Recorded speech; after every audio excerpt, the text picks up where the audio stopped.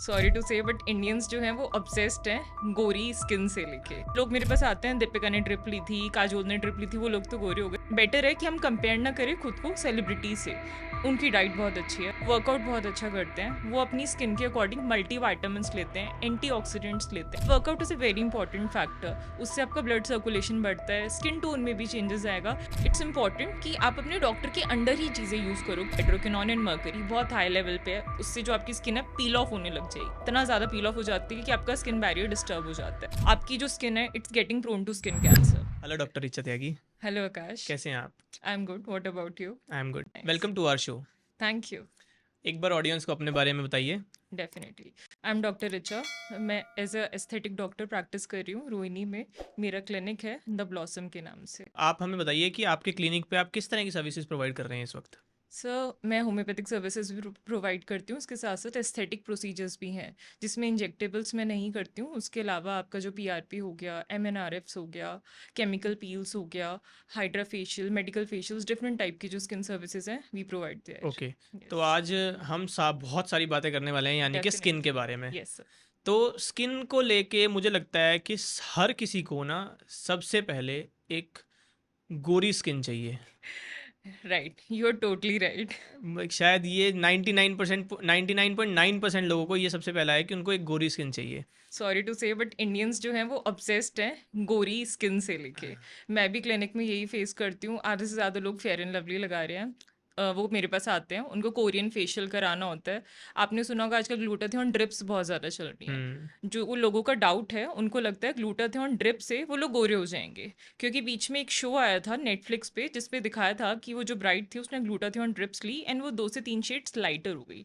But actually जो ivy drips होती हैं ग्लूटाथियोन, उसका काम है वो एंटीऑक्सीडेंट एक, वो आपका मेलेनिन का प्रोडक्शन जिसकी वजह से हमारी स्किन में कलर आता है उसको इनहिबिट कर देता है।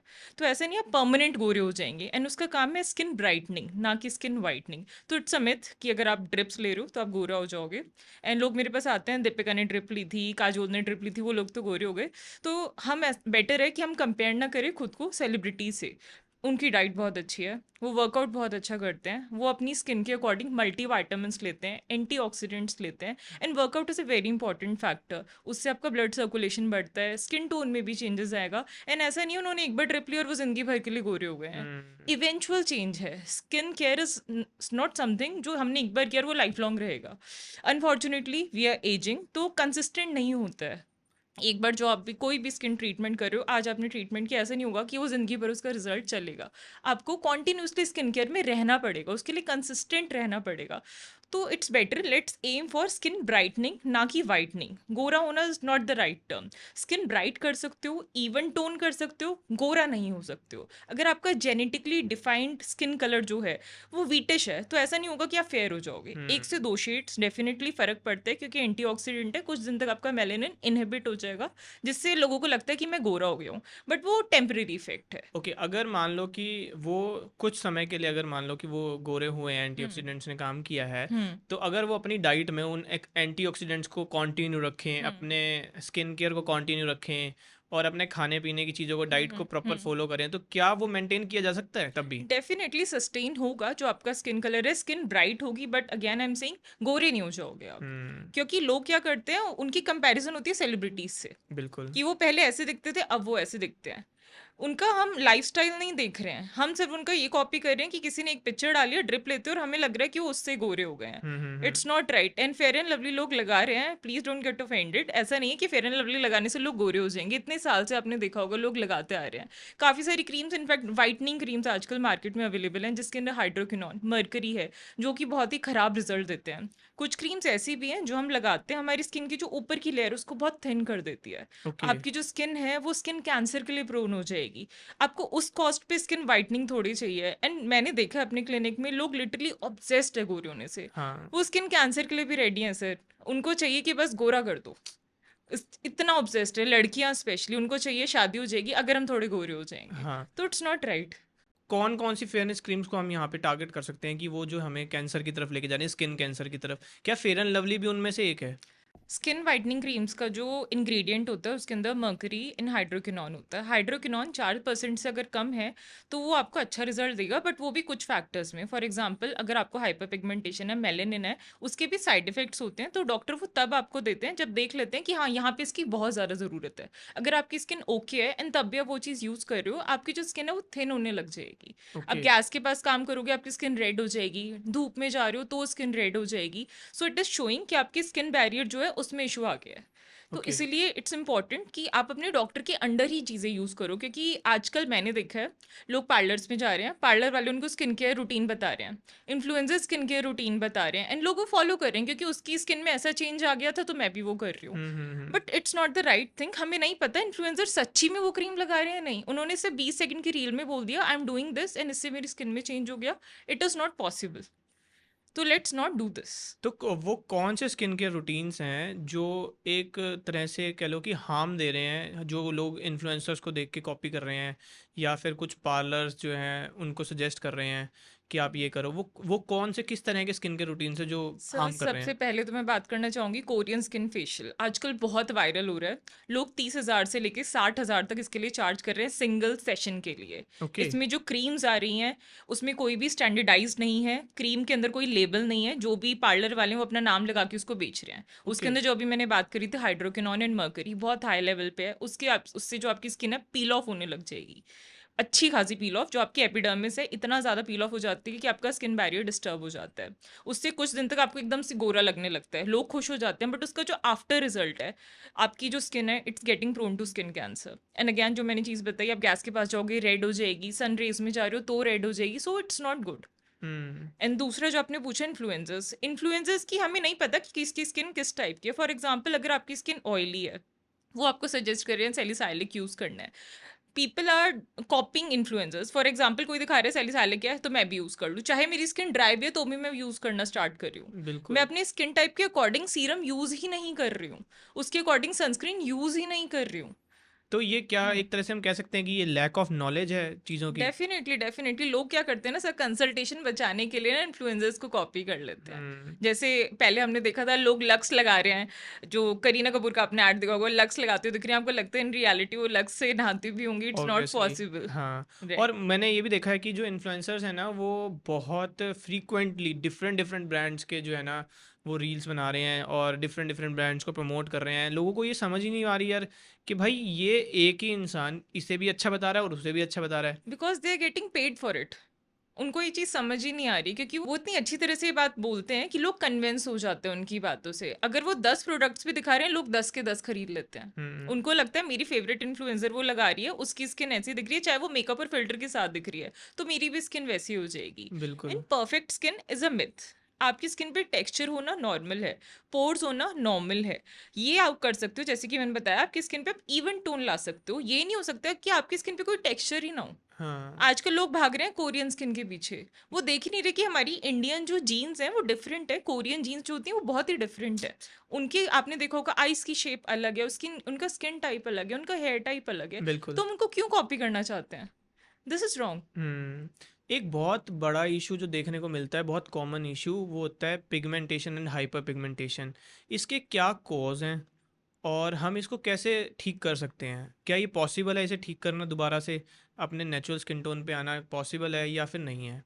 सर पिगमेंटेशन एक सिम्टम है, उसमें डिफरेंट टाइप की बीमारियां हो सकती है। For example melasma, PIH, different type की डिजीजेस हो सकती हैं। मिलाज्मा सबसे ज़्यादा डिफिकल्ट है क्योर करने के लिए, यूजुअली ये हार्मोनल चेंजेस की वजह से होता है। फीमेल्स में प्रेगनेंसी के बाद देखने के लिए मिल जाता है, या पीसीओडी पेशेंट्स को देखने के लिए मिल क्या जाता है। होता है इस प्रॉब्लम में? और इसमें आपने देखा होगा फीमेल्स की स्पेशली जो चीक एरिया है उस पे एक ब्राउन कलर का पिगमेंट दिखने लगता है।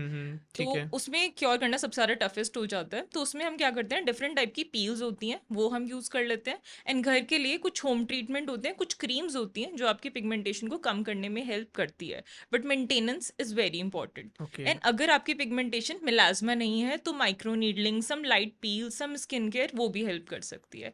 ऑब्वियसली आप मिलाज्मा से भी फाइट आउट कर सकते हो if you are opting for the right skin care. और क्या इसके लिए कोई होम ट्रीटमेंट्स भी अवेलेबल होते हैं कि अगर कोई कंसल्ट नहीं कर रहा डॉक्टर के पास और ड्रग स्टोर कह लो प्रोडक्ट कोई अवेलेबल सो होते हैं? ओटीसी प्रोडक्ट्स मेलाज़्मा पे काम नहीं करते और आपको लेने भी नहीं चाहिए, क्योंकि इसमें आप जो क्रीम्स यूज़ करते हो अगेन उसमें हाइड्रोक्विनोन यूज़ होता है मोस्टली। ओके। तो हाइड्रोक्विनोन जैसे कि मैंने बताया वो ऑन प्रिस्क्रिप्शन ही आपको मिलेगा, तो इट्स बेटर अब डॉक्टर के under he low.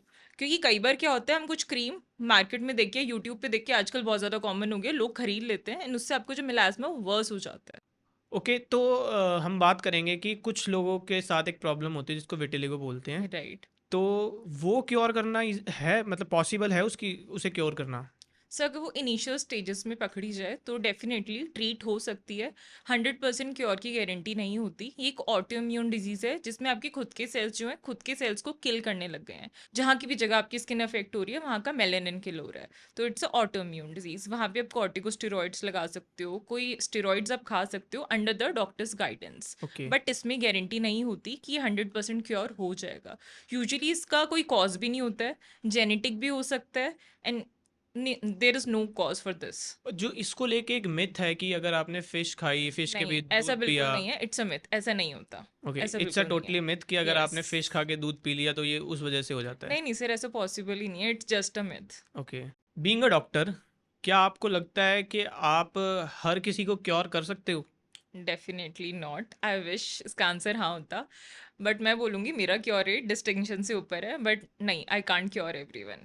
It breaks my heart, but हर केस में क्योर देना पॉसिबल नहीं है। मैं ट्रीट कर सकती हूँ, सिम्टोमेटिक रिलीफ पेशेंट को दे सकती हूँ, बट 100% क्योर नहीं दे सकती हूँ। जैसे कि अभी आपने विटिल्गो का पूछा, हम्म। विटिल्गो अगर काफ़ी ज़्यादा स्टेज पर हो गया है तो इट इज़ नॉट पॉसिबल कि मैं 100% रिवर्स कर पाऊँ एंड उसका स्किन कलर वापस ला पाऊँ। So it is not possible. As you are so young, तो मुझे ऐसा लगता है कि लोगों के दिमाग में ना एक एक मिथ सा कह लो, आप कह लो कि उनकी एक सोच ऐसी बन चुकी है कि डॉक्टर जो होगा, अगर उसकी एज ज़्यादा है तो उसके पास एक्सपीरियंस ज़्यादा है, और एक डॉक्टर अगर यंग है तो उसके पास एक्सपीरियंस कम है, तो वो प्रेफर करते हैं कि थोड़ा सा हम ओल्ड एज वाले के पास जाएं। तो इसके बारे में आप क्या बताना चाहोगे मुझे? डेफिनेटली सर, मैंने अपनी प्रैक्टिस स्टार्ट करी थी जैसे ही मेरी इंटर्नशिप खत्म हुई थी। आई वाज अराउंड 25 और 26 दैट टाइम। तो क्या होता था, तब मेरे पास सिर्फ एक रिसेप्शनिस्ट थी। Patient use to come and ask me आपकी मदर कहाँ पे है। So it was very embarrassing for me. मैं लोगों को बोलती थी सर मैंने एमडी में एडमिशन ले लिया है एंड मैंने बैचलर्स किया हुआ है, इट्स नॉट लाइक कि मेरे पास एक्सपीरियंस नहीं है। सो दे यूज टू आस्क आपने तो जीन्स पहनी हुई है, आप तो बच्ची लगती हो। ये वाला अभी भी मैं फेस करती हूँ अपने क्लिनिक पे। अभी भी लोग आते हैं एंड दे आस्क मी आपके पास कितने साल का एक्सपीरियंस है। When I tell them that I have 6 years experience, तब जाके वो थोड़ा सा कन्विंस होते हैं, वरना हम्म। अभी भी this myth is still existing कि लोगों को लगता है कि अगर आपके बाल सफेद नहीं है, अगर आप सूट या साड़ी में नहीं हो तो आप एक्सपीरियंस नहीं हो। डॉक्टर जो है वो जितना बुढ़ा होगा वो उतना ज्यादा एक्सपीरियंस्ड होगा। This hmm. Should be banished I think. आपने जैसे बात करी कपड़ों को लेके, तो क्या ये कपड़े भी बहुत ज़्यादा इफेक्ट कर रहे हैं प्रोफेशनल लाइफ में? डेफिनेटली सर, जब मैंने न्यू स्टार्ट की थी अपनी प्रैक्टिस तो क्या होता था, इनिशियली मुझे समझ नहीं आ रहा था। जब आप स्टार्ट करते हो बहुत पैशनेट होते हो, तो मैं हर पेशेंट को अपना पर्सनल नंबर दे देती थी। मैं बोलती थी आप रात के 2 बजे भी कॉल करो, 3 बजे भी करो, कोई भी सिम्टम हो रहा है आई एम देयर। क्योंकि जब स्टार्टिंग होती है बहुत हाँ, पैशनेट होते हो अपने काम को बिल्कुल। लेके। इनिशियली मुझे ये चीज़ नहीं समझ में आई। Male patient use to call me at night. ये चीज़ होने लग गई थी। वो रात को 12 बजे कॉल कर रहे हैं। उनके क्वेश्चन क्या होते थे, आप क्या कर रहे हो, आप ऑनलाइन क्यों हो, आप ये वाले क्वेश्चंस होते थे। मुझे इवेंचुअली रियलाइज हुआ कि नहीं, India is not that vocal. अभी मुझे वैसे ही कपड़े पहने जैसे लोगों की माइंडसेट में है। मुझे सूट या साड़ी में ही क्लिनिक में जाना है। I can't where dresses in my clinic, वरना लोग जज करेंगे मुझे। और कैसा एक्सपीरियंस रहा, मतलब आपके जो करियर में रहा, आपके स्टार्टिंग फेज से लेके अभी तक के आपके जो जो करंट टाइम चल रहा है, इसमें आपके और कैसे एक्सपीरियंसेस रहे आपके हॉस्पिटल में, खुद के हॉस्पिटल में, या फिर आपने आपने कभी जॉब के लिए ट्राई किया उसमें, या किसी भी तरह से, और आपके ट्रेनिंग टाइम में वो कैसे एक्सपीरियंसेस रहे आपके? सर मुझे ऐसा लगता है हम इक्वालिटी की बात तो करते हैं, फीमेल इक्वालिटी की, बट अभी भी इंडिया में ये चीज़ ना इतनी एग्जिस्टेंट है नहीं। क्योंकि जब मैं जॉब्स के लिए अप्लाई करती थी, क्या होता था, लोग मुझसे पूछते थे आप 25-26 ईयर्स के हो, आप प्रेगनेंसी तो प्लान नहीं कर रहे हो। मेरी शादी हो गई थी 25 साल में, आप प्रेगनेंसी तो प्लान नहीं कर रहे हो। उनके पास लिटरली कॉन्ट्रैक्ट होता था जिसमें मैंशनड है कि आप 2 से 3 साल प्रेग्नेंट नहीं हो सकते हो। Hmm. Don't you think so? ये बहुत ही गलत चीज़ है। आप एक प्रेगनेंसी की एज में हो and this is not something कि आप प्लान कर सको, है ना। आपका माइंडसेट नहीं होता कि अभी मैं जॉब कर रही हूँ, अभी मैं बच्चा कर लूंगी। And hmm. Is this a thing कि अगर आप प्रेग्नेंट हो तो आप जॉब नहीं कर सकते हो? Is this the right thing? नहीं, बिल्कुल भी नहीं। Obviously it was affecting my mental health so bad. उसकी वजह से I got into depression. क्योंकि ऐसा हुआ था, मुझे एक अच्छे क्लिनिक में जॉब मिल गई थी, वहाँ पे आई वाज़ डूइंग गुड। 10 दिन तक मैंने बहुत अच्छा किया, इनफैक्ट 10 दिन के अंदर ही उन्होंने मेरी सैलरी भी इंक्रीज़ कर दी क्योंकि I was doing very good. Hmm. उसके बाद उन्होंने 11th डे पे मुझे कहा यू साइन अ कॉन्ट्रैक्ट, क्योंकि उनको लगा कि मैं जो है प्रेगनेंसी का सोच रही हूँ, क्योंकि वहाँ पे एक स्टाफ से मेरी बात हुई। आई वाज़ टेलिंग देम कि हाँ, eventually I will be planning about my family and hmm, all. Hmm, hmm. तो उन्होंने मुझे 11 डे कॉन्ट्रैक्ट दे दिया कि 3 साल तक आप बच्चा प्लान नहीं कर सकते हो। Obviously I left the job. Hmm, but सिर्फ उसकी वजह से, just because I was thinking about family planning, मुझे जॉब छोड़नी पड़ी।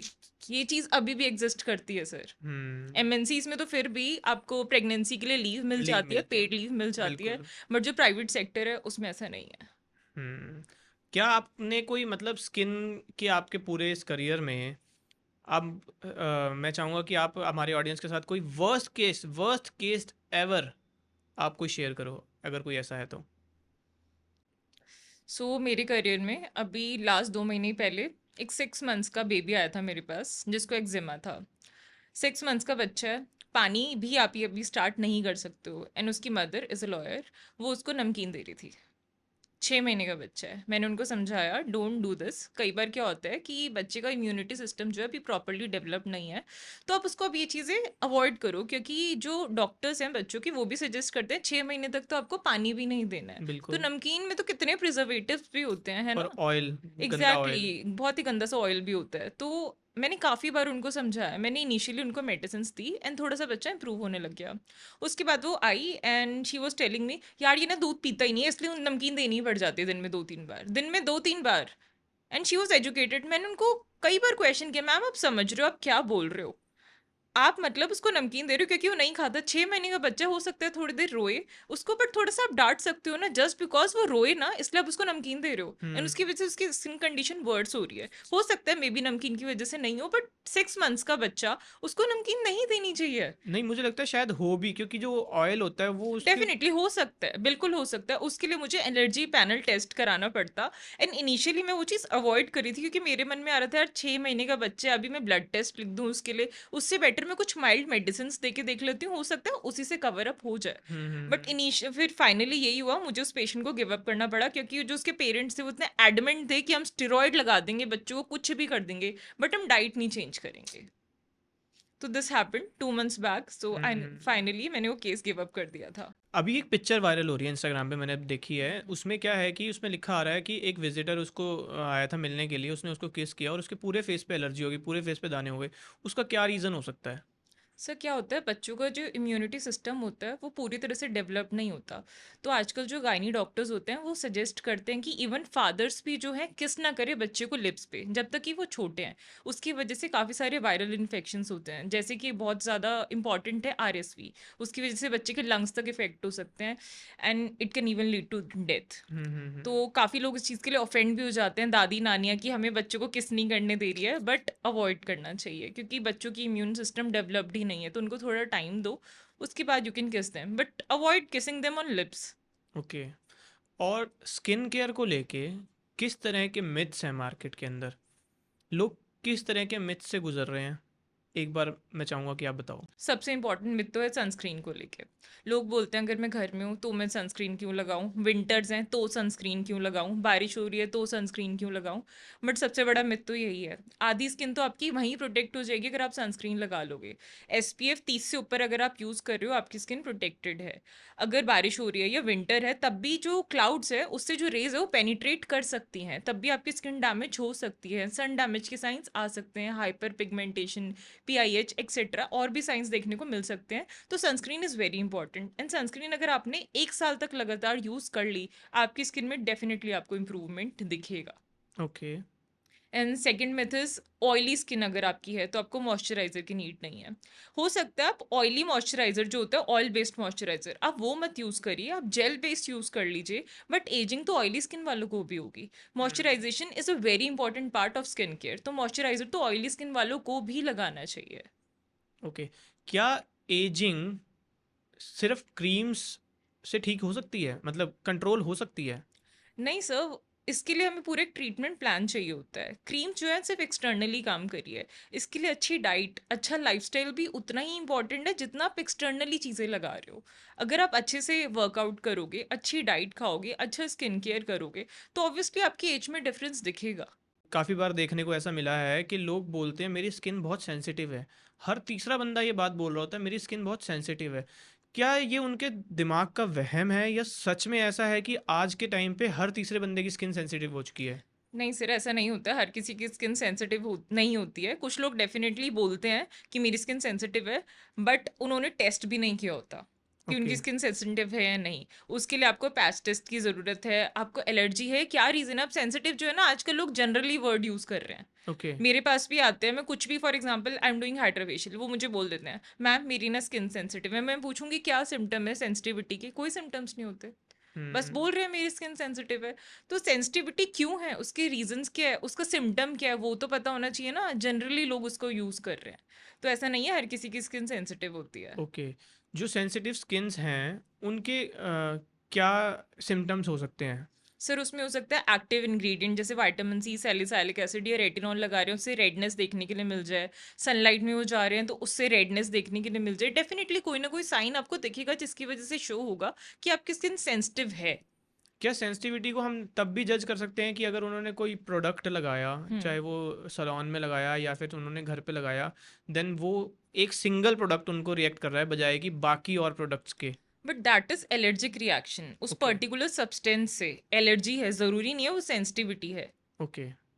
डिफरेंट टाइप्स ऑफ स्किन्स होते हैं जिसमें कि हम बात करते हैं ड्राई ऑयली कॉम्बिनेशन। हम्म। तो इनके लिए क्या एक जैसा स्किन केयर रूटीन होता है? क्योंकि लोग जो बात कर रहे हैं ना, जब आप स्किन केयर रूटीन की बात करते हो आप सबको एक ही चीज़ बता रहे हो, आपने ये CTM करना है या फिर देन आप कुछ भी बता रहे हो, जो भी इन्फ्लुएंसर्स बता रहे हैं वो सबको एक जैसा रूटीन बता रहे हैं सबके लिए, और लोग वो फॉलो भी कर रहे हैं। हम्म। तो क्या सबके लिए एक जैसा रूटीन होता है? नहीं सर, डेफिनेटली नहीं। अगर आपकी ड्राई स्किन है आप डिफरेंट तरह का सीरम यूज़ करोगे। अगर आपकी ऑयली स्किन है आप डिफरेंट तरह का सीरम यूज़ करेंगे। फॉर एग्जांपल अगर आपकी स्किन ड्राई है तो हाइलुरोनिक यूज़ करोगे। अगर आपकी स्किन ऑयली है तो सैलिसाइलिक यूज़ करोगे। अगर आपको पोर्स पे काम करना है तो नियासिनामाइड यूज़ करोगे। Same is for sunscreen, oil based कब यूज़ करनी है, जेल बेस्ड कब यूज़ करनी है, क्रीम बेस्ड कब यूज़ करनी है। तो ऐसा नहीं है हर तरह की स्किन पे हम सेम स्किन केयर नहीं यूज़ कर सकते हैं। ओके। क्या पोर मिनिमाइजिंग पॉसिबल है?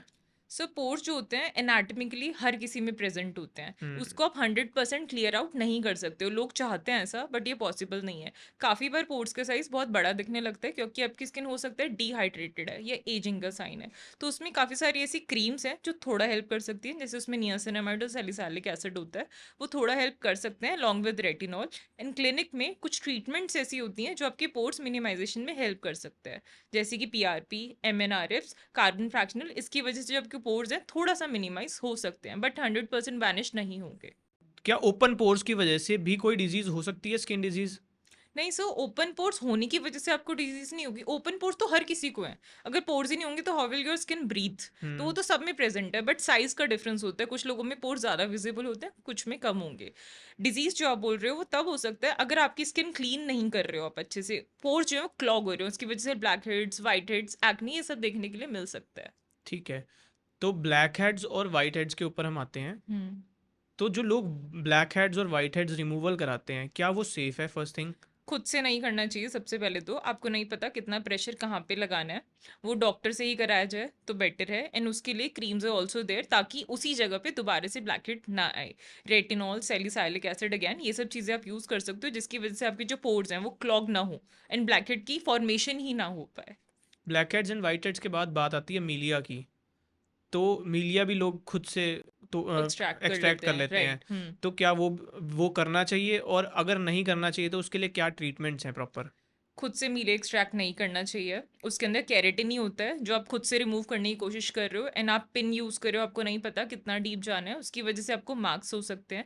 एंड अगर आप डॉक्टर से करा रहे हो तो उसके लिए वो नीडल से कर सकते हैं, plus plasma pen is there. ये दोनों चीज़ें यूज़ कर सकते हैं जिसकी वजह से मीले एक्सट्रैक्ट हो जाता है। एंड उसकी रिकरेंस रोकने के लिए भी वो आपको आफ्टर केयर बता देंगे कि सेम जगह पे मीलिया दोबारा से प्रोड्यूस ना हो। मार्केट में काफ़ी सारी क्रीम्स अवेलेबल हैं जो स्कार्स और मार्क्स के लिए हैं। हम्म। तो क्या वो सच में इफ़ेक्टिव हैं? They work to a certain extent, but 100% effective नहीं है, क्योंकि जो मार्क्स होते हैं उसके लिए स्किन रीसर्फेसिंग की ज़रूरत होती है। तो उसमें ऐसी ट्रीटमेंट्स की रिक्वायरमेंट होती है, फॉर एग्जांपल सब्सिजन, कार्बन फ्रैक्शनल, जिसमें आपको स्किन में जो फाइब्रोसिस हो गया उसको ब्रेक करने की ज़रूरत पड़ती है। तो उसकी नीड है, सिर्फ क्रीम से आप नहीं हटा पाओगे। ओके, तो हम कैसे हटा सकते हैं अगर किसी को स्कार्स और मार्क्स हैं? डिपेंड करता है सर किस टाइप के स्कार्स हैं, उसके अकॉर्डिंग हम ट्रीटमेंट प्लान कर सकते हैं। जैसे कि मैंने बताया, एक्निक अगर स्कार है तो नीचे मतलब फाइब्रोसिस हो गया, उसके बैंड को तोड़ना है, तो इंजेक्शन की हेल्प से सबक्यूटेनियस लेयर में जाके ब्रेक होता है, तब हट सकता है। पील की हेल्प से हट सकता है। कई बार हेजिटेशन मार्क होते हैं, लोग जैसे आपने देखा होगा सुसाइडल कट्स मार लेते हैं हाथ पे, हुँ, कार्बन फ्रैक्शनल से वो चीज़ हट जाती है। तो उसमें क्या करते हैं, स्किन को रीसर्फेस करते हैं। ओके, इन चीज़ों की हेल्प से आप ये मार्क्स को मिनिमाइज कर सकते हो, और काफ़ी केसेस में तो मार्क्स को हटा भी सकते हो। ओके। क्या स्टिच मार्क्स भी जो हैं ठीक किए जा सकते हैं? मतलब नॉर्मल किया जा सकता है बिल्कुल स्किन को वहाँ से? डिपेंड करता है कितना डीप है। अगर इस पे कोई ट्रीटमेंट या कोई क्रीम असर नहीं करी है, तो so last option is your plastic surgery, that is skin grafting. Okay. उससे जो है स्किन काफ़ी हद तक पहले जैसी हो जाती है। कोरियन फेशियल के साथ-साथ ना एक हाइड्रा फेशियल आज के टाइम पे बहुत ज़्यादा ट्रेंड में है। हम्म। लोगों के दिमाग में एक मिथ भी है उसको लेके कि हमने अगर हाइड्रा कराया है, हमने इतना पैसा दिया है 5, 7, 10 हज़ार रुपए अगर हम दे रहे हैं, तो उनको ऐसा लगता है कि हमारी स्किन बिल्कुल चेंज हो जाएगी। तो फर्स्ट थिंग, हाइड्रा कर क्या रहा है? और सेकंड थिंग, क्या वो ऐसा पॉसिबल है कि वो वही सेम चीज़ आ जाती है? क्या वो गोरे हो सकते हैं या नहीं हो सकते? जो कि एक मुझे लगता है शायद पॉसिबल नहीं है। हम्म। है ना? तो इस बारे में आप मुझे बताओ कि क्या है क्या hydra facial? Sir hydra facial मैंने भी इंस्टाग्राम पे देखा है। स्पेशली पार्लर वाले क्या करते हैं, हाइड्रा फेशियल बिफोर आफ्टर की पिक्चर्स दिखा रहे हैं फिल्टर लगा के, एंड लोग पागल बन रहे हैं। लोग उनको 10,000 15,000 देकर आ रहे हैं, वो उसके लिए ब्लीच क्रीम तक यूज़ कर रहे हैं। जब डॉक्टर्स हाइड्रा फेशियल यूज़ करते हैं, हम लोग ब्लीच क्रीम्स नहीं यूज़ करते हैं। हाइड्रा फेशियल का मतलब है hydra is water, hydra facial का मतलब है क्लेंजिंग, ओनली क्लेंजिंग। उसमें स्क्रबिंग होती है, मसाजिंग होती है अकॉर्डिंग टू सीरम, जो आपकी स्किन टाइप के अकॉर्डिंग डिसाइड होगा। तो उससे हम पहले स्क्रबिंग करेंगे, प्रॉपर नॉट मैकेनिकल स्क्रबिंग। उसमें मशीन्स होती हैं ऐसी जिससे सक्शन होगा, प्रॉपर आपका ब्लैक हेड एक्सट्रैक्शन होगा, तो पूरी क्लेंजिंग हो जाएगी आपकी स्किन। बट उससे आपकी स्किन ब्लेमिश फ्री हो जाए, आपका मिलाजमा हट जाए, आप गोरे हो जाओ, आपके रिंकल्स हट जाए, this is not possible. Even I am shock कि पार्लर वाले लोगों के पेजेस पे ये चीज़ एग्जिस्ट कर रही हैं, हुँ। एंड लोग करवा रहे हैं वहाँ से। वो उनको 10,000 15,000 just for single hydra facial दे रहे हैं। और लोग कहीं न कहीं वो एलईडी मास्क को देख के ज़्यादा इन्फ्लुएंस होते हैं कि भाई हमें ये करा लेना चाहिए। हम्म। तो वो एलईडी मास्क क्या कर रहा है उसमें? क्या रोल प्ले कर रहा है? सर जो एलईडी लाइट्स होती है, it does help for melasma and all, but to a certain limit only. ऐसे नहीं होता सिंगल सेशन में आपकी स्किन पूरी तरह से ट्रांसफॉर्म हो जाएगी, ये पॉसिबल ही नहीं है। एंड जो पार्लर्स वाले लोग जो मशीन्स खरीद रहे हैं वो बहुत ही सस्ती होती हैं, हुँ। वो कॉपी है आधी ज़्यादा मशीन की, तो उसका रिजल्ट तो वैसे ही नहीं आएगा। तो अगर आप विजिट करना चाहते हो, आप किसी अच्छे डॉक्टर के पास जाओ जहाँ पे अच्छी कंपनी की मशीन्स हैं।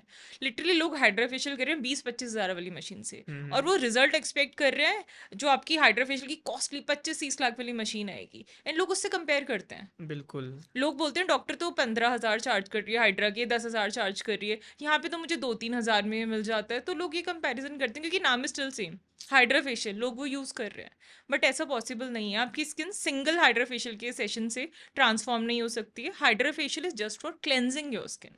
ठीक है। फेशियल के ऊपर मैं आता हूँ सबसे पहले। हमने हाइड्रा फेशियल की बात करी हमने ज़रूर। फेशियल क्या करता है? लोगों के दिमाग में वही सेम चीज़ मैं बार-बार बोल रहा हूँ कि लोगों को ऐसा लगता है अगर हमने फेशियल कराया है तो हम गोरे दिखने चाहिए। फेशियल से। तो फेशियल क्या करता है? एग्ज़ैक्टली फेशियल का काम क्या है? लोगों को दिमाग पता चलना चाहिए कि फेशियल कराने से गोरे नहीं होते, फेशियल करता क्या है एक्चुअली? सर फेशियल सी अगर आप किसी डॉक्टर से करा रहे हो, हम लोग सिर्फ फेशियल वर्ड यूज़ नहीं करते, हम वर्ड यूज़ करते हैं मेडी फेशियल। स्किन टाइप के अकॉर्डिंग हम पूरा फेशियल डिज़ाइन करते हैं, एज इन जैसे हाइड्रा फेशियल के साथ मैंने सैलिसाइलिक पील कर दी, वो मैं करूँगी अगर पेशेंट की स्किन ऑयली है या उसको एक्ने है तो मैं ये करूँगी। बट अगर आप किसी पार्लर में करा रहे हैं, ऐसा नहीं है कि मैं पार्लर्स को गलत कह रही हूँ, बट अगर कि आप किसी पार्लर में करा रहे हैं, उनके पास एक फेशियल किट होती है जो सारे पेशेंट्स के लिए ऑलमोस्ट, सॉरी नॉट पेशेंट, सारे क्लाइंट के लिए ऑलमोस्ट सेम होती है। वो ब्लीच क्रीम यूज़ करेंगे, वो आपकी मसाज क्रीम यूज़ करेंगे, मास्क यूज़ करेंगे, that is same for everyone. वो कस्टमाइज नहीं है। एंड डॉक्टर जो है वो आपकी स्किन को देख के कस्टमाइज करेंगे। बट ऐसा तो नहीं है ना, कुछ अच्छे सलोन्स में जो है वो पूछते हैं अपने क्लाइंट से कि आपको जो है कैसा स्किन टाइप है आपका, हम्म। ऑयली ड्राई कॉम्बिनेशन, किस तरह का स्किन टाइप है, देन उसके अकॉर्डिंगली जो काफ़ी सारे फेशियल्स आते बट हैं, gel still base, you cream can't base. Compare hydra facial with a normal facial. वो हम्म। मशीन के थ्रू हो रहा है एंड वो आपका मटेरियल के थ्रू हो रहा है, दोनों में बहुत डिफरेंस है। हम्म। उसमें जो आप कर रहे हो उसमें ब्लीच क्रीम यूज कर रहे हो, इसके अंदर आप पील्स यूज कर रहे हो, तो दोनों में बहुत सारा डिफरेंस हो गया। ओके, तो ब्लीच करना सेफ है? I don't support bleach creams, okay. क्योंकि इवेंचुअली इससे डार्कनिंग देखने के लिए मिल सकता है एंड इससे आपकी जो स्किन है वो सेंसिटिव भी हो जाती है। ओके। वाइटामिन। इसकी जगह जो है मेडिकल में हमारे पास लेज़र टोनिंग होती है, जो कि पीको लेज़र मशीन होती है। आप जो यूजुअली लोग ब्लीच करते हैं, जो लड़कियां ब्लीच करती हैं, उनको सेंस होता है कि मुझे पीच फज यहाँ पे जो हेयर देखे होंगे आपने वो दिख रहे हैं, या चिन पे थोड़ा सा हेयर ग्रोथ दिख रहा है, या अपर लिप्स पे दिख रहे हैं, तो उसके लिए उन्हें चाहिए होता है कि गोल्डन हो जाए वो बाल। हम्म। तो इसके लिए लेज़र में मशीन्स ऐसी होती हैं जिसको लेज़र टोनिंग बोलते हैं। आपकी जो हेयर है विदाउट एनी क्रीम के उसका कलर गोल्डनिश वाइटिश हो जाएगा, आपको डिजायर्ड रिजल्ट मिल जाएगा without using any harmful chemical. Okay. क्या फेस पे रेज़र यूज़ करना चाहिए लड़कियों को? Yes sir, razor is totally safe. It's a myth कि रेजर यूज करने से जो आपके हेयर है वो बहुत मैनली हो जाएंगे, बहुत थिक हो जाएंगे। ऐसे तो जिन लोगों को, जिन लड़कों को दाढ़ी आती नहीं है वो लोग रेजर करें और उनको आने लग जाएंगी, तो हम्म। ऐसा पॉसिबल नहीं है। आपने बताया लेज़र मशीन से जो है आप हेयर का कलर चेंज कर सकते हो। एक मिथ और भी बहुत बड़ा है, लोगों को ऐसा लगता है कि उन्होंने 10-15 हज़ार रुपये दिए हैं, एक लेज़र का सेशन लिया है जिसमें हेयर रिमूवल के लिए, हम्म। और उन्हें वो एक्सपेक्ट करते हैं कि एक ही सेशन में उनके बाल जो हैं या तो कम हो जाएं या बिल्कुल ख़त्म हो जाए, तो हम्म। क्या वो पॉसिबल है? First of all it's not removal, it's just reduction. Laser है रिडक्शन। लोग मार्केट में बोलते हैं लेजर हेयर रिमूवल करा रही हूँ, बट एक्चुअली इट्स रिडक्शन। जो आपका हेयर ग्रोथ है वो 6 to 8 सेशंस के बाद जो है वो 70 to 90% कम हो जाता है, ओके। बट हेयर रिमूव नहीं होता है। एंड ऑब्वियसली सिंगल सेशन में रिजल्ट देखने के लिए नहीं मिलता है, कॉन्टिन्यूसली सेशंस आपको लेने पड़ते हैं, तब जाके वहाँ के आपके हेयर फॉलिकल जो होते हैं डैमेज होके तब आपका रिजल्ट शो होगा। सिंगल सेशन में बिल्कुल रिजल्ट नहीं आते, सिंगल सेशन में हार्डली आप 10 to 20% रिजल्ट एक्सपेक्ट करो। क्या लेज़र 100% सेफ़ होता है? Definitely it's safe. पहले ज़माने में मिथ होता था कि लेज़र अगर आप करा रहे हो तो आपको कैंसर हो जाएगा। हाँ। ऐसा बिल्कुल नहीं होता है। जो लेज़र लाइट होती है, पहली बात तो वो रेडिएशन एमिट करती ही नहीं है एंड वो आपकी स्किन पे 1 to 4 नैनोमीटर डीप ही जाती है, तो आपके इंटरनल ऑर्गन्स तक तो जाने का सवाल ही नहीं उठता है, तो कैंसर तो होगा ही नहीं and it's totally safe. Facials की बात करी हमने, हमने लेज़र की बात करी हमने, तो सेंसिटिविटी की बात करी हमने। मैं जानना चाहूँगा, क्या एक इंसान को अपने रेगुलर चेकअप्स कराते रहना चाहिए इन सब चीज़ों से थोड़ा सा देखने के लिए कि उसके स्किन में कोई इश्यूज़ तो नहीं आ रहे, या फिर उसको इंटरनल कोई इश्यूज़ तो नहीं आ रहे? इसके बारे में, एनुअल चेकअप्स के बारे में आप क्या बताओगे? सर इसका आंसर मैं अपने पर्सनल एक्सपीरियंस से देना चाहूँगी। मैं अपने पेरेंट्स को भी जब बोलती हूँ ना कि एनुअल चेकअप करा लो, दे आर अबव 50, वो लोग मना कर देते हैं। उनको तब दुख होता है जब उनकी रिपोर्ट नॉर्मल आती है, वो बोलते हैं पैसे फूक दिए। अगर रिपोर्ट में कुछ दिखेगा तो दे आर मच हैप्पियर। हम्म। तो मेरे साथ ये हुआ था। I am 30 years right now. मुझे 2 महीने तक मेंसेस नहीं आए थे and I was having blood vision. आधी आग से मुझे दिख रहा था, आधे सर में मुझे दर्द हो रहा था, तो मुझे रीज़न ही समझ नहीं आ रहा था। बट मेरी आदत है, मैं हर साल ना चेकअप कराती हूँ। उसमें आया प्रोलैक्टिन जो था मेरा काफ़ी हाई था। ये यूजुअली एक हार्मोन है जो आपका प्रेगनेंसी में बढ़ता है। ओके। सो इनिशियली हमने रूल आउट किया कि शायद प्रेगनेंसी हो सकती है, but pregnancy was not there. Second doubt जो था वो था tumour, that was brain tumour. तो हम्म। मेरा MRI कराया गया एंड उसमें शो हो गया कि I was having brain tumour. अगर मैं हर साल चेकअप नहीं कराती तो वो ट्यूमर पता नहीं कितना बढ़ जाता एंड पता नहीं मेरी हेल्थ कितनी ज़्यादा डीअरेंज हो जाती। तो मेरे लिए मुझे ऐसा लगता है हेल्थ चेकअप्स की बहुत ज़्यादा वैल्यू है। अभी क्या स्टेज है ब्रेन ट्यूमर की? सर मेरा जो ब्रेन ट्यूमर है it's not curable, it's just treatable. It's a prolactin secreting tumour जिसमें वो हार्मोन सिक्रीट करता रहता है जो फीमेल्स में प्रेगनेंसी के टाइम बढ़ जाता है। ओके। तो उसके लिए मुझे वेट मैनेज रखना पड़ता है, डाइट मैनेज रखनी पड़ती है। सो ठीक है, डीलिंग विद इट। अभी लास्ट वीक ही मेरे पास एक पेशेंट आई थी। She was just 16 years old. उसको 4 मंथ से मेंसेस नहीं हुए हैं। उसके फादर को मैंने कहा लेट्स गो फॉर अल्ट्रासाउंड, क्योंकि बहुत इंपॉर्टेंट है। टीनेज गर्ल है, हो सकता है प्रेगनेंसी हो नहीं हो। ऑब्वियसली मैंने उनको प्रेगनेंसी नहीं बोला क्योंकि पेरेंट्स ऑफेंड हो जाते हैं चीज़ सुन बिल्कुल। के। तो मैंने उनको कहा लेट्स गो फॉर अल्ट्रासाउंड, क्योंकि मुझे डाउट आ रहा था PCOD का। उस लड़की का 10 किलो वेट गेन हो गया है, हेयर फॉल हो रहा था, तो मुझे लगा एक बार टेस्ट करा लेते हैं। आप यकीन नहीं मानोगे उसके फादर ने क्या क्या कहा। उन्होंने मुझे कहा आप दवाई दे दो, अल्ट्रासाउंड क्यों कराने की जरूरत है। I was so sad to hear this कि आप अल्ट्रासाउंड से भाग रहे हो, बोल रहे हो अगर कुछ आएगा नहीं आएगा दवाई तो दे दो। मैंने कहा आप रियलाइज कर रहे हो अगर उसको वो दिक्कत ही नहीं होगी और मैं दवाई दे रही हूँ तो उसके साइड इफेक्ट्स भी आएंगे। बिल्कुल। उन्होंने डॉक्टर चेंज कर दिया बट उन्होंने अल्ट्रासाउंड नहीं कराया। ऐसा बहुत बार देखने को मिला है ना कि जो लोग जो है ना वो कहते हैं पहले 10 दिन दवाई खा के तो देखें, एग्जैक्टली। फिर करा लेंगे टेस्ट। बट ये हिट एंड ट्रायल नहीं है, आप अपनी बॉडी के साथ लिटरली खेल रहे हो। हाँ। आप हॉर्मोन्स खा रहे हो, चेक कर रहे हो कि ऐसे मेरे पीरियड्स इंड्यूस हो जाएंगे, इंस्टेड कि आप एक सिंपल सा अल्ट्रासाउंड करा लो, आप एग्जैक्ट कॉज जान लो कि क्यों वो दिक्कत हो रही है, उसकी दवाई खाई जाए। वो बेटर तरीका नहीं है। And then hmm. You blame the doctors. हमने आपकी प्रोफाइल देखी, हमने आपका पेज देखा, तो वहाँ पे मुझे कहीं ना कहीं पता चला कि आप साइकोलॉजी भी पढ़ चुके हैं। जी तो स्किन के बाद आप एकदम से साइकोलॉजी पे कैसे पहुँचे? सर, मैंने क्या ऑब्जर्व किया, मैं जनरल फिजिशियन भी हूँ। पेशेंट्स ना आजकल बहुत ज़्यादा मेंटली डिप्रेस्ड हैं। Depress is not the right word. हर कोई परेशान है। हम्म। अगर किसी को एक्ने है तो उसको सेल्फ एस्टीम इश्यूज होंगे, मेलाज्मा है तो उसको कॉन्फिडेंस को लेके इश्यूज होंगे। तो मुझे ऐसा लगता था कि अलॉन्ग विद मेडिसिन मैं अगर इनको काउंसल भी कर पाऊँ तो बहुत हेल्प हो पाएगी। अब जैसे पीसीओडी के मेरे पास लड़कियां आती हैं, उनको ग्रोथ हो जाती है, हेयर चिन पे ग्रोथ आने लगती है, कुछ एरियाज जो प्राइवेट होते हैं उनके डार्क होने लगते हैं, तो उनको ना बहुत ज़्यादा इन्फीरियर फील होने लगता है। हम्म। ट्रीटमेंट ले रही है बट ट्रीटमेंट ऐसा नहीं एक दिन में असर कर देगा। थोड़ा टाइम लगता है, 6 महीने 9 महीने 1 साल तक लग जाते हैं। तो उस टाइम में उनके लिए काउंसलिंग बहुत इंपॉर्टेंट है कि आपको अपनी स्किन के बारे में कैसा फील करना है या आपको आपकी सेल्फ एस्टीम कैसे नॉर्मल करनी है। तो counselling is a very important part. In general भी आप कोई बीमारी देखेंगे, जैसे आपने विटिल्गो की बात करी, तो अगर आपके फेस पे विटिल्गो के स्पॉट्स हैं, आपको कॉन्फिडेंस ऑब्वियसली कम हो जाएगा। बिल्कुल। तो उसके लिए काउंसलिंग बहुत हेल्प करती है। तो मुझे ऐसा फील हुआ है कि साइकोलॉजी पढ़ने से मेरे पेशेंट्स को मैं मेंटली भी काफ़ी हद तक हेल्प कर पाती हूँ। ऐसा कोई पेशेंट बताओ जिसको बहुत हेल्प मिली हो आपके साइकोलॉजी से। सर, अभी पीसीओडी का ये केस था। That girl is around 110 kgs, 110 kilo की, ठीक है। Okay. And she just 17 years old। Okay. उसको स्ट्रेस ईटिंग की आदत थी, उसकी वजह से इवेंचुअली पीसीओडी हो गया, वेट गेन हो गया, पीरियड्स नहीं आ रहे थे। तो उसके पेरेंट्स जो थे ना उसको ऐसा बोलते थे, she was dating someone and she was dark in colour. जो जो वो लड़का था ना वो थोड़ा गोरा था, टॉल था। उसके पेरेंट्स उसको बोलते तुझे क्या लगता है वो लड़का गोरा है, तेरे अंदर क्यों इंटरेस्टेड है। पेरेंट्स हैं और वो उसको ऐसी चीजें बोल रहे हैं। तो हम्म। उसका कॉन्फिडेंस तो खत्म होगा ना। तो बीइंग अ डॉक्टर वो मेरे पास आई, मैंने उसके पेरेंट्स को बाहर भेज के उसको काउंसिल किया कि ठीक है पीसीओडी तो है बट वो अभी भी खाना क्यों नहीं रुक रहा है, क्या हम्म। दिक्कत आ रही है उसकी। तो हम्म। मैंने काउंसिल किया, मुझे उसकी हिस्ट्री पता चली, then I came to know उसके पेरेंट्स उसको उसको फेस को लेके कमेंट कर रहे हैं, उसको कलर को लेके कमेंट कर रहे हैं। जिस बंदे को वो डेट कर रही है उसको ऐसा फील कराया जा रहा है कि वो उसको डिजर्व ही नहीं करती है just because she is dark in complexion. Hmm. तो इसलिए जब मैंने उसको काउंसिल किया उसके सेल्फ कॉन्फिडेंस में बहुत अमेजिंग चेंज आया। अभी जो उसका वेट है इट्स 70। तो बहुत ही ज़्यादा अच्छा चेंज आया, उसके पीरियड्स नॉर्मल हो गए हैं। This was a amazing case for me. Psychology को लेके मैं एक सवाल मेरे पास हमेशा रहता है कि लोग डिप्रेशन की तरफ क्यों जा रहे हैं?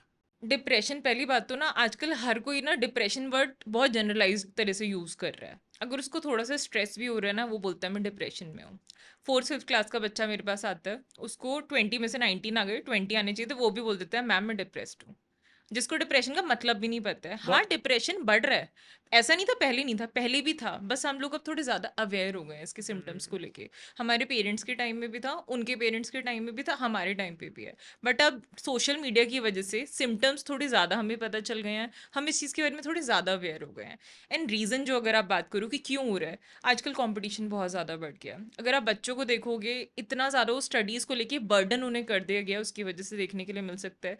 सोशल मीडिया की वजह से कंपैरिजन इतनी ज़्यादा बढ़ गई है कि लोगों को काफ़ी ज़्यादा इन्फीरियर फील होने लग गया है। मेरे पास यंग गर्ल्स आती हैं, कोई सीए कर रही है, कोई बीए कर रही है, तो उसमें क्या होता है ना, लोगों में कंपैरिजन आ जाता है। मेरे पास आके वो बोलती है मैम मुझे ऐसा लगता है जो मेरी फ्रेंड है she is doing much better than me. तो ये जो उसके मन में इन्फीरियोरिटी कॉम्प्लेक्स पैदा कर रहा है, तो ये क्यों हो रहा है, सोशल मीडिया की वजह से। बिल्कुल। पहले भी ऐसा था, पहले भी हर कोई अलग अलग फील्ड से था बट पहले हमें इतने अवेयरनेस नहीं थी। अब क्या होता है, लोग कुछ भी करते हैं फटाफट इंस्टाग्राम पे अपलोड कर दिया, आज मैं यहाँ खाना खा रही हूँ इंस्टाग्राम पे अपलोड, आज मैं यहाँ घूमने गई हूँ इंस्टाग्राम पे अपलोड। तो ये जो अपलोड करने वाली चीज़ है इसकी वजह से क्या होता है, कंपैरिजन पैदा हो रही है। हम्म। हम अपनी लाइफ कॉन्टिन्यूसली कंपेयर कर रहे हैं, हस्बैंड वाइफ कंपेयर कर रहे हैं सामने वाले कपल से अपने आप को, कि यार वो तो पीडीए करता है, सामने वाले का हस्बैंड देखो उसने आज उसको रिंग गिफ्ट की, आपने मुझे क्यों नहीं गिफ्ट करी। ये सब सिम्टम्स मैंने क्लिनिक में सुने हैं।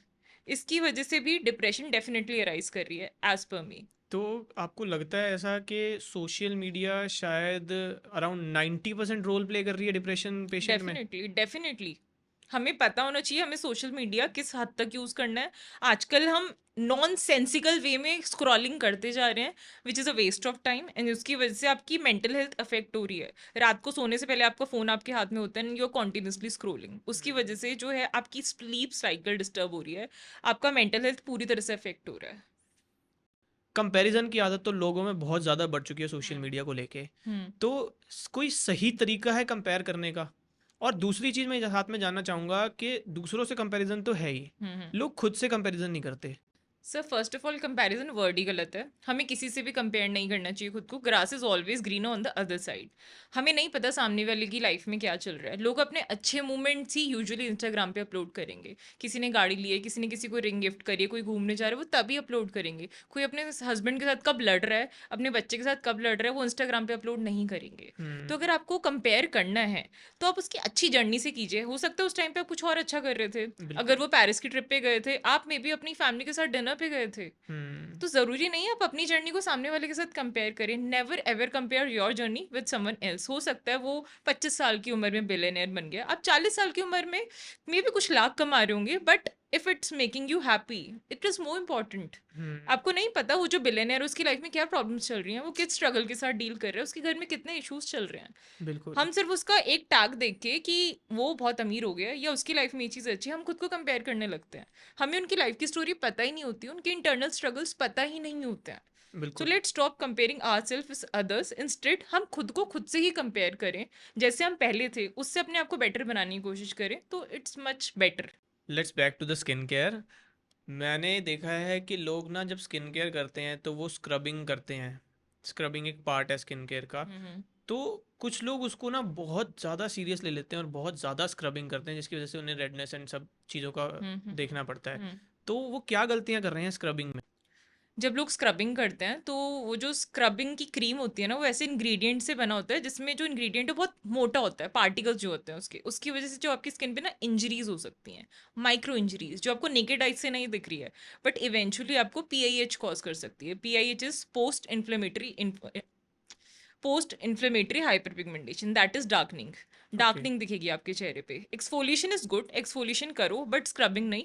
डॉक्टर के पास जाओ, वो केमिकल पील्स करते हैं उसके लिए। वो चीज़ आपकी मंथली भी हो सकती है, 15 दिन में भी हो सकती है, डिपेंड्स कि कौन सा पील यूज़ हो रहा है, मीडियम यूज़ हो रहा है, हाई लेवल वाला हो रहा है, एकदम लाइट पील यूज़ हो रहा है। स्क्रबिंग तो अलाउड ही नहीं है मेडिकली सर, क्योंकि उसकी वजह से आपकी स्किन को सिर्फ अफेक्ट होती है। एक मार्केट में आज के टाइम पे बहुत ज़्यादा फेमस हो रहे हैं कोलेजन मास्क और कोलेजन क्रीम्स। राइट। तो क्या वो इफ़ेक्टिव हैं? नहीं, बिल्कुल इफ़ेक्टिव नहीं है। कोलेजन के लिए मैंने भी देखा है कुछ इन्फ्लुएंसर्स प्रमोट कर रहे हैं, वैसे मास्क लगाते हैं, वो कुछ उस पे स्प्रे करते हैं, सडनली इट डिसअपीयर्स एंड वो दिखाने लगते हैं मेरी स्किन में अचानक से टाइटनेस आ गई है। It is not possible. Collagen is something जो आप इंटरनली भी अगर लोगे ना, वो आपकी स्किन को सपल बना सकते हैं, थोड़ा बहुत टाइटनेस दे सकता है, बट ये भी अभी सिर्फ रिसर्च में है। ये अभी प्रूवन नहीं है, बट इंटरनली लेने से थोड़ा बहुत इसका असर डेफिनेटली देखने को मिलेगा। कोलेजन के जो मॉलिक्यूल्स होते हैं ना, बहुत मोटे होते हैं। अगर आप इसको स्किन पे लगा के सोच रहे हो वो एब्जॉर्ब हो जाएंगे, ऐसा बिल्कुल नहीं होगा। तो शीट मास्क क्रीम्स वो एकदम वेस्ट ऑफ मनी है, सिर्फ मार्केटिंग गिमिक है, बिल्कुल नहीं करना चाहिए। ओके। आपके पास क्लिनिक पे अलग अलग तरह के लोग आते होंगे, उनकी अलग अलग तरह की एक्सपेक्टेशंस रहती होंगी, तो आप मुझे बताओ किस तरह की एक्सपेक्टेशंस लेके आते हैं और क्या वो मीट अप हो सकती हैं? First word is unrealistic. In fact only word is unrealistic. जो एस्थेटिक में लोग आते हैं उनको लगता है अगर वो 5 से 10 हज़ार पे कर रहे हैं सिंगल सेशन के, तो सिंगल सेशन में ही उनकी स्किन ट्रांसफॉर्म हो जाएगी। उनको कॉन्टिन्यूसली बोल के, कॉन्टिन्यूसली कई सारे काउंसलिंग सेशंस के बाद समझाना पड़ता है skin care is a journey. आप कंसिस्टेंट रहोगे तब आपकी स्किन में चेंजेस दिखेंगे। एंड लोगों का सवाल होता है कि आज हमने जो ट्रीटमेंट कराई है, फॉर एग्जांपल केमिकल पील कराया, हाइड्रा फेशियल कराया, क्या उसका रिजल्ट परमानेंट है? Is it even possible? Unfortunately हम एज कर रहे हैं, हमारी स्किन जो है एजिंग की तरफ जा रही है। तो आज मैंने जो आपका फेशियल किया है वो 1 महीने बाद उसका रिजल्ट कैसे परमानेंट रहेगा? प्लस अगर आप घर जाके सनस्क्रीन यूज कर रहे हो, आपका स्किन केयर अच्छा नहीं है, आप स्मोक कर रहे हो, आप ड्रिंक कर रहे हो, आप वर्कआउट नहीं कर रहे हो, तो कैसे आपका स्किन केयर जो है वो कंसिस्टेंटली रिजल्ट देगा आपको? तो ऑब्वियसली जो पेशेंट्स मेरे पास आते हैं वो बहुत अनरियलिस्टिक एक्सपेक्टेशंस के साथ आते हैं। अगर उन्होंने वर्ड सुना है केमिकल पील, तो उनको लगता है पील का मतलब मैं स्किन उतार दूंगी, न्यू स्किन आ जाएगी, सब परफेक्ट हो जाएगा। हम्म। पील्स भी ना डिफरेंट टाइप्स के होते हैं, माइल्ड होता है, डीप होता है। जो डीप वाले होते हैं उसमें डाउन टाइम ज़्यादा होता है। जो माइल्ड पील है वो सिर्फ आपके थोड़ा हद तक आपको हेल्प कर देगा, बट उससे भी स्किन ट्रांसफॉर्म नहीं होगी सिंगल सेशन के साथ। मल्टीपल सेशंस लगते हैं, तब आपको जाके रिजल्ट देखने के लिए मिलता है, along with your skin care at home. Pollution कैसे इफेक्ट कर रहा है स्किन को? सर पॉल्यूशन की वजह से क्या होता है, आपकी स्किन में ऑक्सीडेटिव स्ट्रेस बढ़ जाता है, जिसकी वजह से आपका कोलेजन कम हो जाएगा, इलास्टिन टिश्यू कम हो जाएगा। उसकी वजह से एजिंग के साइंस जल्दी देखने के लिए मिलते हैं। तो अगर हम पॉल्यूशन प्रोन एरिया में रह रहे हैं, जैसे कि हम लोग दिल्ली में रहते हैं, तो एंटीऑक्सीडेंट्स पे अगर आप काम करेंगे तो it will be really helpful. वो आईवी हो सकता है, जैसे कि मैंने ग्लूटाथियोन बताया। ऐसी डाइट हो सकती है जिसमें रिच एंटीऑक्सीडेंट्स है, मल्टी हो सकते हैं, it will really help you. Skin care में एक चीज़ बहुत थोड़े टाइम पहले, अराउंड 3-4 साल पहले हम्म। इंट्रोड्यूस हुई है, जो कि है सिरम। क्या सिरम इतने इफेक्टिव है जितना एक हाइप बनी हुई है? पूरे इंस्टाग्राम, पूरे सोशल मीडिया पे हर जगह हर ब्रांड सिरम बेच रहा है। Definitely it's very effective. In fact जो आपका सेकंड स्टेप है after cleansing, that is serum only according to your skin type. For example, अगर वाइटामिन सी यूज़ करो, इट्स रिच इन एंटीऑक्सीडेंट, आपको ब्राइटनिंग इफेक्ट देगा। अगर आपकी स्किन ऑयली है, आप सैलिसाइलिक एसिड यूज़ करोगे, आपकी स्किन लेस ऑयली हो जाएगी। अगर आपकी स्किन पे डार्कनिंग है, हाइपर पिगमेंटेशन है, तो एजिलिक एसिड हो गया, कोजिक एसिड हो गया, ये आपको हेल्प करेंगे। तो सीरम जो है अपनी स्किन टाइप के अकॉर्डिंग अगर आप यूज़ करोगे, तो आपकी स्किन केयर बहुत ही बड़ा चेंज दिखेगा आपको। Okay. In fact it's a game changer. Then second step is your moisturiser, then finally जो होता है आपका सनस्क्रीन होता है। आपका फेवरेट प्रोसीजर क्या है स्किन ट्रीटमेंट्स में? मेरा फेवरेट है पीआरपी, जिसमें हम ब्लड से प्लाज्मा एक्सट्रैक्ट करते हैं, उसकी हेल्प से आइदर विद इंजेक्टेबल्स और विद डर्मापेन नीडलिंग करते हैं। ओके। उससे जो आपको कोलेजन है वो बढ़ जाते हैं, एजिंग के साइंस कम हो जाते हैं। एंड वो जनरली भी 2 से 3 महीने में आपको एक सेशन लेना चाहिए। उससे आपका जो एजिंग का प्रोसेस है वो थोड़ा स्लो हो जाता है, क्योंकि आप कोलेजन बढ़ा रहे हो आपकी स्किन ओके। में। प्लस इसमें आप किसी केमिकल का यूज़ नहीं कर रहे हो, सो इट टोटली सेफ। ये पीआरपी जो है, ये कैसे, मतलब क्या कुछ इसका प्रोसीजर रहता है? या क्लाइंट आपके पास आया, देन वहाँ से लेके देन उसका लास्ट तक क्या कैसे प्रोसीजर रहता है? ओके, मैं आपको स्टेप्स बताती हूँ पीआरपी के। सबसे पहले हम पेशेंट का ब्लड सैंपल लेते हैं, उसको सेंट्रीफ्यूज मशीन में डालते हैं, उसमें से प्लाज्मा एक्सट्रैक्ट करते हैं। प्लाज्मा एक येलो कलर का लिक्विड होता है, जिसको लिक्विड गोल्ड भी बोलते हैं, because of its healing properties. Okay. उसमें बहुत सारे ग्रोथ फैक्टर्स होते हैं। प्लाज्मा आप जहाँ भी यूज़ करोगे वो आपको हीलिंग प्रोवाइड करेगा। अगर आप स्किन में लगा रहे हो तो आपका कोलेजन को बढ़ा देगा। सेंट्रीफ्यूज किया आपने, देन इंजेक्शंस की हेल्प से आप स्किन में इंजेक्ट करोगे, या तो डर्मा पेन की हेल्प से माइक्रो नीडलिंग करोगे। ओके। उससे जो है आपकी स्किन बेटर हो जाएगी। So this is the process of your PRP. हम स्किन केयर की बात कर रहे हैं, तो एक बहुत कॉमन प्रॉब्लम ना हमारे स्कैल्प पे देखने को मिलती है, जो कि है डैंड्रफ। इंडिया में ये बहुत ज़्यादा है। हम्म। तो इसके बारे में आप क्या बताना चाहोगे? ये जो है, इसको कैसे क्योर किया जा सकता है? और इनको लेके कुछ मिथ्स भी हैं, उसके हम्म। बारे में भी आप बताइए। ओके।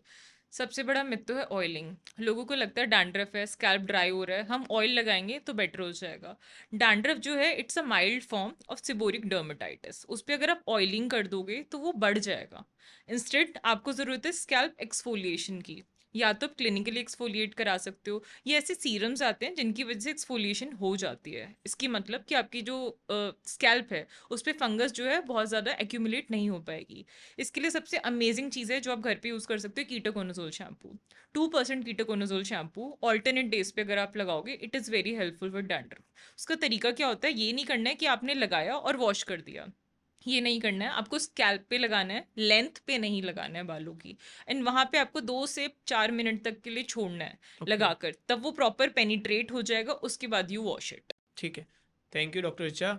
बहुत अच्छा लगा, बहुत कुछ जानने को मिला मुझे आज यहाँ पे स्किन केयर के बारे में। हमारी ऑडियंस को भी बहुत कुछ जानने को मिला होगा। मैं चाहूँगा बस एक बार जाते जाते आप हमारी ऑडियंस को एक बेस्ट स्किन केयर रूटीन के बारे में बता के जाओ। ओके। स्किन केयर में सबसे बेसिक होता है मॉइस्चराइजर एंड योर सनस्क्रीन। ये दो चीज़ें तो आपको करनी ही करनी है। And if you can afford and consult a doctor, फिर तो उससे अच्छा कुछ है ही नहीं। आप सीरम डॉक्टर के अकॉर्डिंग लीजिए, then go for second step, that is your moisturiser, then your sunscreen according to your skin type. ये तीनों चीज़ें जो हैं आपको कस्टमाइज्ड करानी चाहिए according to your skin type, that is oily dry combination, जैसी भी आपकी स्किन है, या एक्ने प्रोन है। देन अगर आप सीरम्स की बात कर रहे हैं, तो जैसे विटामिन सी सीरम हो गया, वो आपको मॉर्निंग में लगाना है। वो आप नाइट में भी यूज़ कर सकते हैं, बट मॉर्निंग में लगाओगे तो उसका रिजल्ट और अच्छा आता है, क्योंकि इट्स रिच इन एंटीऑक्सीडेंट, आपको सन डैमेज से प्रोटेक्ट करेगा। एंड कुछ ऐसे सीरम्स भी होते हैं जो आप रात को लगाओगे तो अच्छा है, जैसे कि सैलिसाइलिक एसिड, रेटिनॉल, क्योंकि ये दोनों चीज़ें जो है अगर आप सुबह लगा रहे हो इससे आपकी स्किन जो है थोड़ा सेंसिटिव हो सकती है, एंड सन डैमेज की वजह से आपकी स्किन पे पिगमेंटेशन देखने के लिए मिल सकती है। सनस्क्रीन दिन में एटलीस्ट ट्वाइस अ डे लगानी चाहिए, 2 to 3 आवर्स के गैप के बाद, क्योंकि लोगों को लगता है मैंने एक बार लगाया है एंड मेरा हो गया। एंड एक और मिथ भी है सनस्क्रीन को लेके जो मैं बताना भूल गई हूँ, कि जितना ज़्यादा SPF होगा सनस्क्रीन उतनी ज़्यादा बेटर हो जाएगी। SPF is sun protection factor, hmm. That is timing of protection for your skin. तो लोगों को ऐसा लगता है मैं 50 60 70 SPF ले रहा हूँ तो मेरी स्किन बहुत अच्छी तरह से प्रोटेक्ट हो रही है, मुझे दोबारा लगाने की ज़रूरत ही नहीं है। ऐसे नहीं है, हम इंडियंस हैं, 30 SPF is more than enough. उससे ज़्यादा अगर ऊपर है 50 तक भी काफ़ी है, उससे ऊपर ना मार्केटिंग गिमिक है सिर्फ। जो 30 SPF है ना वो आपको 97% प्रोटेक्शन देती है, ओके। उससे ज़्यादा की हमें रिक्वायरमेंट नहीं है। उसको अगर आप ट्वाइस भी लगा लेते हो सुबह और दिन में, it's more than enough. And एक और चीज़ लोग बोलते हैं अगर हम सनस्क्रीन लगा रहे हैं तो हमारा विटामिन डी कम हो जाएगा, उससे हमें स्किन कैंसर हो जाएगा। ऐसा बिल्कुल नहीं होता है। Sunscreen as I just said 100% तो आपको प्रोटेक्ट नहीं करती है, सन रेज तब भी आपको पेनिट्रेट करेंगी। एंड अगर आपको तब भी डाउट आ रहा है, आप 10 से 15 मिनट का सन रेज ले लो, कोई दिक्कत नहीं है। उसके साथ विटामिन डी रिच खाना खा लो, जैसे कि आपका एग योक हो गया, स्पिनच हो गया, फिशेज हो गई। इट विल हेल्प यू, जितना आपको विटामिन डी की रिक्वायरमेंट है उतना मिल जाएगा। Okay, thank you so much, thank you for coming. बहुत कुछ जानने को मिला आज। होप के हमारा ऑडियंस को बहुत कुछ जानने को मिला होगा, उनके बहुत सारे डाउट्स और बहुत सारे मिथ्स क्लियर हुए होंगे। So it's my pleasure to be here, and thank you for inviting me on your podcast. It was an amazing session. Thank you. Okay. Hope we meet again. Okay.